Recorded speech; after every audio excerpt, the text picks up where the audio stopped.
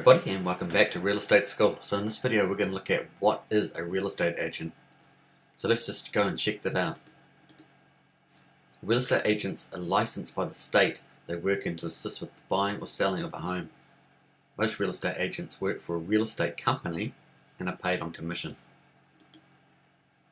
Real estate agents serve as a broker between the buyer and the seller.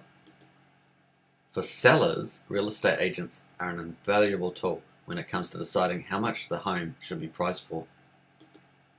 Real estate agents can provide information on how much other homes in the area are selling for and can price the home competitively to sell. So that's really good information. Most agents have professional sales training and can provide a much better presentation on a home than the homeowner would. And finally, for buyers, agents can help narrow down the choices and provide information on a home's background and the surrounding community. Well, I hope you enjoyed that one. Feel free to subscribe, like and share. Hit the bell for further videos.